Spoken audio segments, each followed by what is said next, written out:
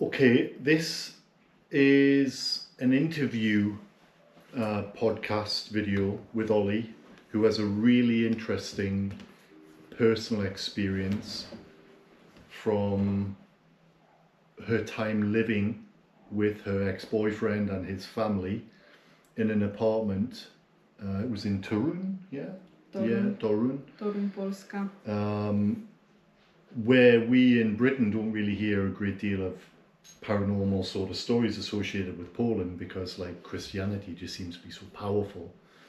It just rubs out all of the ghost stories and things. But anyway, so this is a really interesting story about lots of things that happened over quite a few years, wasn't it? I mean, 2 years for me, but for others it was like Longer. 15 years maybe, something like Okay, this. well, so what we're going to do, because we tried this last night, didn't we? Ended badly. Because it went on for like almost 3 hours. The GoPro went dead, and we were. You were almost dead as well. Yeah, I was almost dead because several times she was jumping on me to attempt to Murder, yes. murder.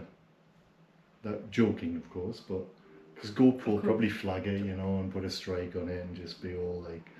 Anyway, so what we're going to do now is we're stripping it right down, 30-minute cap, and we're going to keep it really neat and clean, because last night we just blew up the interview into loads of different topics. So, first question. Yes. Tell me about the house. Who lived there? Oh, okay. It was an old house. It was built, I think, a little bit before World War II. Yeah. Something like this. You showed me a picture, didn't you? Yes, on but Google it was, Maps. they painted it and stuff. It didn't look that old, but it was. If you were to come inside, everything was old. Because I think you also mentioned it might have been a military barracks used for soldiers. Not mine, it was. It was, okay. It was right next to it. It was actually. Yeah. So what I'll do a little bit of extra research on that and put some text up to give a bit more information. But they looked like nice cottage-style homes done in quite a minimal manner, but they were used for soldiers' families. I don't know if it was purely soldiers, but so yeah, so that's the history then. So the family, how long had the family been living there for? 15 years. 15. More or less 15 years, yes. And it's interesting because across that time, they had all had experiences, but they just marched on. Typical sort of Polish spirit, like, we're just going to ignore it, get on with things. Yeah. And even when you first went round to the house, when your ex-boyfriend invited you over to spend time with the family and things, he never told you anything about it, did he? I mean, of course he didn't. We were teenagers. We just met, basically. Of course, he wanted to invite me, and so he wouldn't be. He's not like, oh, come to mine, it's haunted and it's got demons. Yeah, exactly. It's like no point. Yeah, it's like completely, it's not really in his interest to do that. And I mean, they were ignoring really everything because they didn't have money to move out, really. Yeah. So that was the only way, actually, to... So it was a case of they had a home, they didn't have an option to sell it, to move somewhere else. It was a case of we just have to live with this now and get on with things. So when you first... How long did you spend there in total? Around 2 years. Oh, 2 years. What was your first experience? Tell me about that. When did it happen? Was it the first night, second night? What was your initial impression when you went into the house in terms of how it made you feel? But when did you have your first, boom, like major experience? Okay, so I don't really remember which time it was, but maybe like third time, second time there, and that was my first night. First night? First night there. So your very first night in that home, something crazy happened. Over to you, because I know what it is and it's an amazing story, but I'll hear it again. Yeah, so basically we entered from the window because it was a ground floor. We went straight to the room. So I didn't go around the house. We were just after the party, so we just wanted to sleep. We turned off the TV, we turned off the lights, and we were almost sleeping, but not really. Yeah. You know, we were just, you know, turned off everything, and we were just laying in bed. And from across the room, where there was a door on one corner, and the second corner it was like a little coffee table with a JBL speaker. So we were just laying in bed, and basically we heard like 5 strong footsteps, like 1.5 meters from us. Obviously it was just 2 of us in the room, and the wood was cracking under the footsteps, feet, footsteps, and it was so like clear, the footsteps. It wasn't like a cracking of the wood, it was clear footsteps okay. from one point to another point of the room, to that corner with the coffee table. So we looked at each other, we were just laying in bed, we looked at each other, frozen completely, with the goosebumps all over the body. And when we looked at each other, the speaker just turned on with the sound, doo-doo-doo-doo, like the JBL speaker sound. And it was a big speaker with the lights and everything, so the lights were just glowing, and we just didn't know what to do. I was like, because I didn't know anything about it, I looked at him. He said, we're going. We just jumped from the window. Yes, well. Thank God it was summertime, because we just jumped without the shoes, without anything on. We jumped from the window. I've seen the picture of where the bedroom window was, and it's only like a 2 or 3 foot drop to the outside. It's not even, you can just climb out. You don't even need to jump or anything. And we were just sleeping in the car, yes. So that was the first night. That was your sort of like welcome to the haunted, crazy weirdness of this major experience which went on and had been going on for years. But that was your first on that first night. So, and again, I could drill down into this, but we're going to end up just soaking up loads of time, and it'll turn into a 3-hour beast like last night. But so, in like, try to summarize, you were like spending time there over the next 2 years, and what were the main sort of things that people were experiencing in the house? What were the main... Okay, so the main thing was obviously the feeling of sadness. Not really, we weren't that scared. Of course, when things like this happened, of course we were, because we don't know what's going on. But mainly it was feeling of the sadness, depression, like a deep, low energy. Was that in right across the house, or was it in a specific room? It was right, like across the house, everywhere, but mainly in this room. Mainly, it was like a, you know, like a source of all of this. Like you could feel it really, and everyone could feel it actually. So it was a mixture then of like what we saw you experience major footsteps, that's like someone in the room but no one's there, and then whatever is there, as we know, these things can interfere with electrics. They can turn electricity, they can pulse it, they can draw the electricity, and in this case that speaker system turned on into here, the beeps of it coming on was incredible. But there was, you're basically saying that there was this pressure, sad pressure in the air just across the house. What about other people in the house? Did they ever see anything, like, or bangs, knocks, footsteps, presence, any forms or anything like that? So basically, besides the feeling, which was the worst thing in the house, because it was really affecting our lives, really. At the night time, we had really problems with falling asleep, all of us, and we were waking up in the middle of the night often.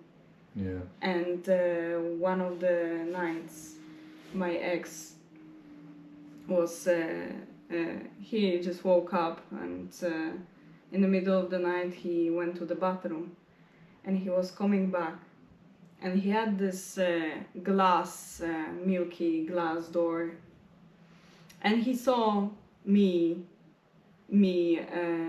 behind that door. So he thought, because we were waking up basically at the same hour every night, so he thought, okay, I'm gonna use the bathroom. He was sleepy, and so he was rubbing his eyes. He opened the door for me, and he wanted to grab me when I was passing, like when I, you know. Yeah, and he opened the door. He was waiting. Nobody moved, you know. He just looked, and I'm still there in the bed sleeping. So it wasn't me, okay? It wasn't me behind the door. So he ran to me. He just woke me up. Immediately we again jumped from the window, slept in the car, because that was always the case, and we were just nauseous, you know, from the. It was at this point, because it was going on for quite a while, and we were just tired of this, basically, because it was so overpowering. Getting you down. Yeah, so you down. overwhelming. Yeah. Also the nightmares that we had always. I had to have medications and stuff. I went to the doctor with that, because the nightmares like kept me up.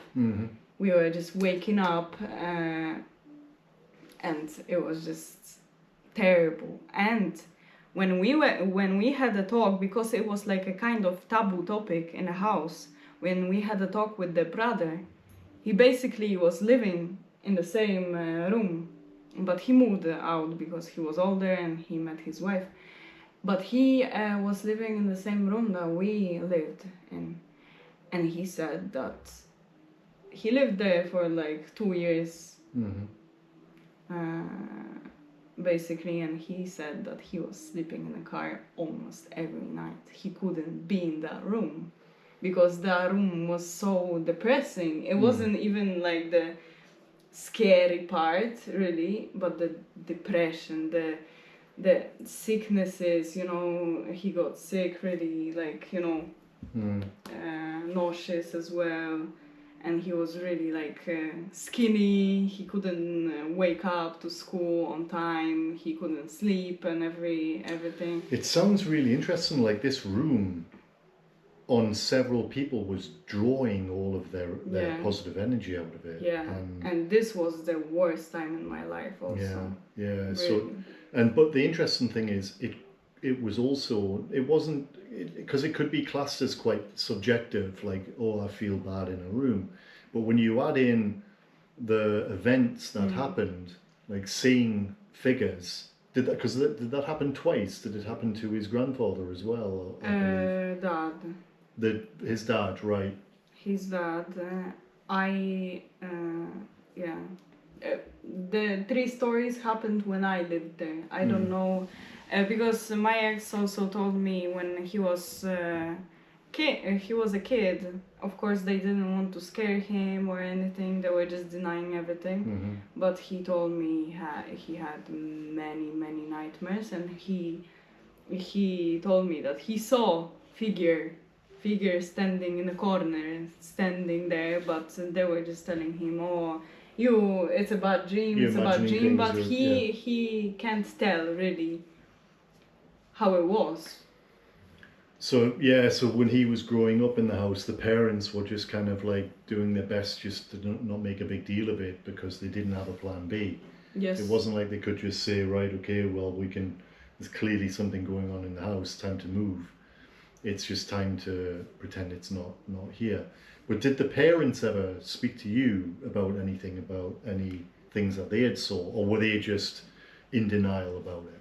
I mean, they were in denial, but when me and my ex moved into that room, because he was there on and off, because he was playing basketball in Yeah. a different city, so he was coming back only for 2 months vacation. Yeah.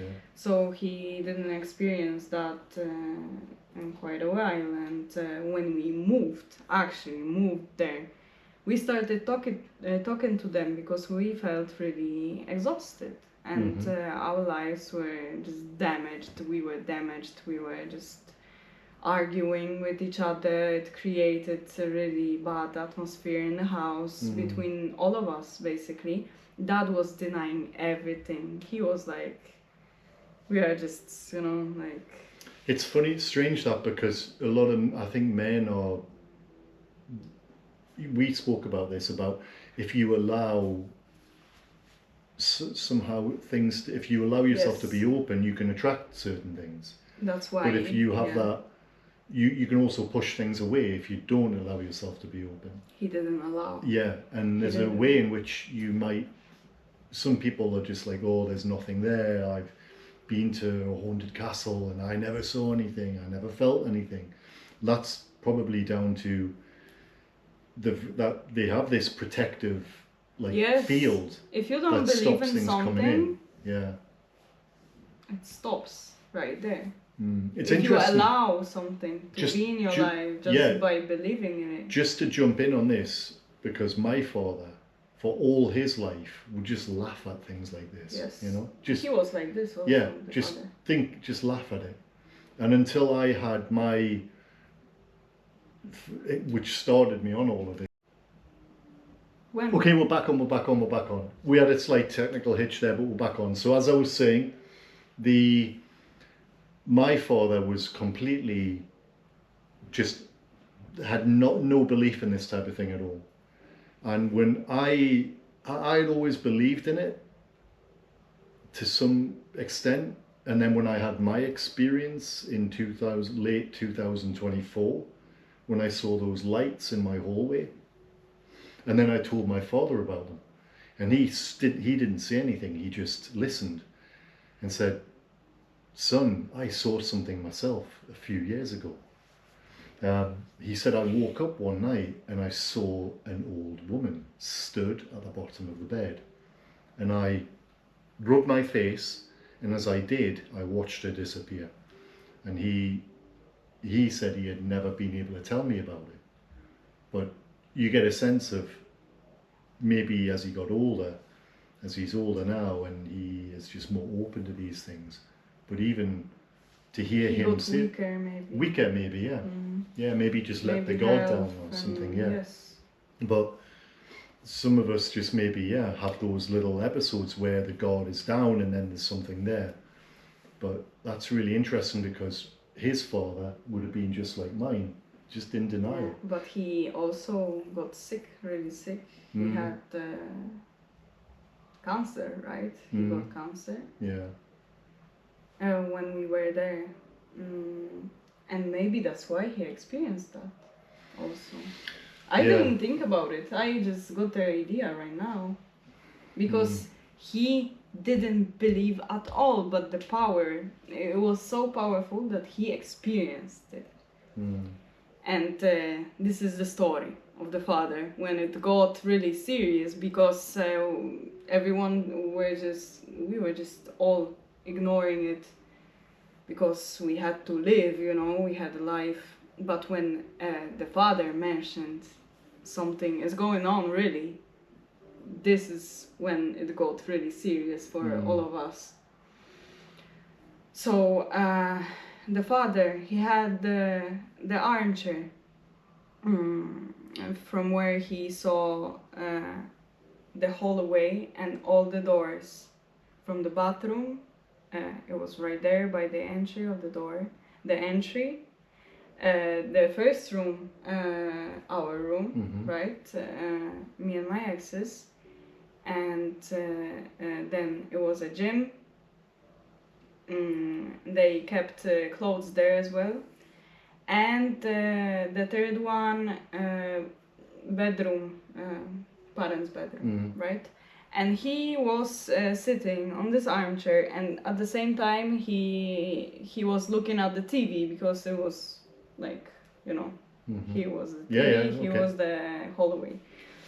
So he was watching the TV one time, and the parents were home alone, and the mother was taking a bath, and yeah, she was taking a bath, and the father was watching the TV.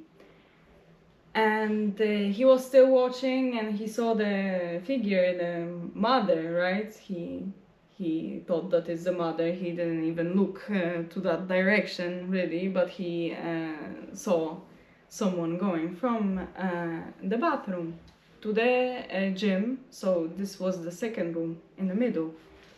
And the lights turned on in the room. And as I said, they kept closed there, so he thought that, okay, mom just had a bath, she's gonna change and she's gonna come, right? But 20 minutes passed and nothing, like she was still there. So he thought, okay, weird, he's gonna just get up and see what she's doing. And she wasn't there at all. And he just stood frozen. Okay, he went to the bathroom. She was still in the bathroom, in the bathtub. Did he share this story? Did he talk about this? Yes, immediately when we came back the same day, he told us the story. So yeah, and he was serious. So that was his first thing where he really woke up to it was he sat. He thinks he was really scared. He thinks his wife's in the bath. Then he sees her get out of the bath, walk into the spare room, and he's like, oh, okay, she's going to come. And then he's like, oh, what's she doing in the spare room? And then he knows she's in there because he's seen her walk sort of through the hallway. And then when he gets up and goes to check the spare room, he then realizes she's never got out of the bath. So what he saw was something different, another figure. And that was interesting. Was it the same, the bathroom where your ex-boyfriend saw what he thought was you? I mean, he saw in his room, right? Not in the bathroom. He behind the glass, the frosted glass. Yes. Right. But in his room, not in the bathroom. But still in the bathroom, there was some activity as well. Like, for example, towel moving a bit, then falling. Like, you know, like a bit, just a bit. It was, to be honest, it was really scary to be there alone. I was scared to be there alone. And I just went to the garden or went out. I didn't want to be there alone. Mm-hmm. Did anyone else have any? Everyone obviously had their own, by the sounds of it, they all saw something, but felt something as well, which is two big things, to feel it and see it. Mm-hmm. And if you feel it, if everyone is feeling it in the same building, that suggests that it's not just one person's delusion, and it's unlikely to be a shared delusion either, because everyone seems to be absorbing the bad atmosphere and it impacts them. But then when everyone in the house starts to witness something, heard things, like was there any like lights being turned on or things like that? Yes, I have a video of that, and I will try to. You mentioned last night, yeah. I will try to find it. Maybe you can attach. If you can, yes. Please.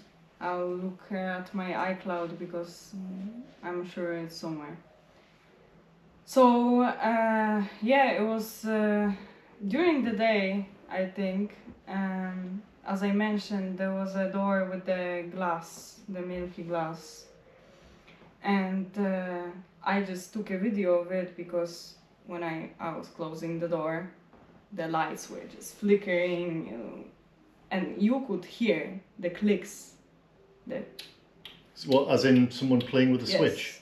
Right, yes. Okay. It wasn't like, Like, it wasn't like a faulty bulb no, with a bad filament. It was this physical switch on the wall being clicked. Yes, okay. yes. And you have a video yes. of this? Yes. Right, okay. And I opened the door, silence, nothing.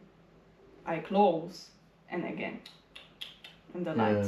And I have video of it, literally. Yeah. We could go on and on and on. I want to know, just to wrap things up, did it continue as far as you know? Do the parents still live there? Okay, so basically we were all drains. We were really depressed. We had some health issues. The father was sick. Everyone was like kind of concerned. And I was speaking to the mother, and we were thinking about some solutions. And I know she went to the church. She asked the priest of some things.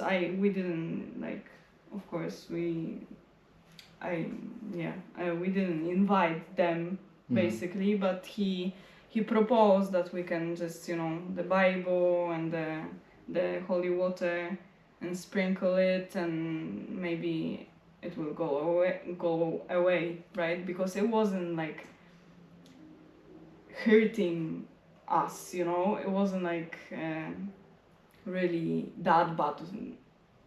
Of course it was bad, but it wasn't like we are in danger, you know, we're gonna die. We were just drained. So you did effectively what, like a ritual, like an exorcism? Yes, the mother, she bought Palo Santo, she bought the salvia, how do you say that? White sage. Yeah, sage. Yeah, white sage. Bible she had already, and the holy water. And she was just digging up some, of course, prayers and going around the house, but also like white magic, like spells, protecting the house and stuff. And I don't really know what necessarily she did, but I know that we I think went on vacation or something, and the house was empty, and she was doing that every night. And when we came back, the difference, the feeling was gone. Gone. Nothing. We were just shocked. Felt like a by lightness the difference, almost, yeah. yes. And the dog stopped barking, because the dog was barking at the corner, this active corner. Was that where the speaker was? Yes. Yeah. Yes. Okay. Yes. And we kept parrots there. She went crazy as well, as I mentioned yesterday. Wow. So it looks like. And nothing. Yeah. Yeah. So it looks like that maybe helped whatever was there move on, drain the negativity and things like that. But yeah, I mean, look. We had we were talking about this, and we came to the conclusion maybe it was someone really sad, someone who died unexpectedly or by suicide, maybe. Yeah, maybe knows, in that corner. We were just having a talk. We don't really know, but there will be ways to, I'm sure, find out the generational history on the property and things like that. There'll be public records and all that type of stuff, but there's a lot of people have had similar experiences. I mean, in houses, you know, like, this is not uncommon that people have had these sorts of experiences, ongoing, draining families, the energy being sucked out of them, and seeing things as well. So it's not just I'm feeling off today, like, you know, I've been with this virus. So this is probably how you were feeling there all the time with my current like little viral thing. It was so probably a lot worse, yeah. But anyway, yeah. But yeah, that's a really we did quite well to get this under 30 minutes. Have you covered it all? Are you happy with your? I think so, yes. If there's anything to add, we can do in a little add-on video. Do a 5-minute one tomorrow, but I say we end it there. That's been pretty cool. Yes. I think that's it. Of course, it was the scariest experience of my life, that's for sure. And I will always keep a guard up in places like this. But it made you also understand that... It made me believe, because I was open to some ideas, but I didn't experience anything like that before. So it opened my eyes, and I know the feeling, and I hate the feeling. And at the same time, I know I read some books, I read some articles about it, how to protect myself in this kind of places, and I would hate to be there. Yeah, I would love Again. to be there. I'd love to. I know, but I'd love to go back and do a few investigations there, but never mind. Anyway. going there just to make an investigation is different than living there for 2 years, that's for sure. Yeah, true. Yeah, just gradually wearing you down, but yeah. Well, if you have any more thoughts, we'll do another video, 5-minute Yes. add-on. If something jumps into your head and you say, oh, I need to add that. But yeah, we'll leave it there. Cool. Brilliant. Nice. Well, until the next one. But it was like What was the first event that happened in the apartment? Yeah, I'm gonna say right now, okay? See how bossy she is. Of something. So you were lying in bed and you were like, whoa, there's someone walking across the bedroom floor. I mean, it was fucking there, you know, we heard I the... apologise for the filthy language. She's Slavic, she's had a vodka, she's had a shot of vodka. This is standard behaviour from these girls. Okay. Anyway, watch that foul mouth young lady. Okay. You're on camera, don't get all your usual You can abusive. edit that, you can cut that, right? No, I'm going to leave it in. Anyway, back to... So, Just laying in bed, shocked, paralyzed, with the goosebumps and the cold fucking breeze, like, you know, like you again, felt it. apologise YouTube for the filthy language. You can make a beep, you know, like Too much small editing little work. cute. Anyway, beep. so No, you. so the foot. Of experiencing that, I think You jump massively ahead now, a year and a But- half. I want to know a little bit more about the- what other things were happening. So you had the thing where let me do that because it's actually important. I'm going to have to cut that out because that looks like it's almost like physical No, abuse. yes, it is actually. Help me, I'm blinking. After all, because the church got involved, is that right? Did someone come out to exercise? Religion, not the church. You don't remember. I'm going to leave this hate in. you. I'm going to fucking do... Right, okay, so... Listen to me, because you don't remember. You were interested, but not enough to listen to me, huh? Okay. Right. Sit. Don't boss me around. By the way. So, yeah. Fucking help me. This is all on camera. This is murder. Oh, now it's not gonna. Okay. Right, so Okay, so this was the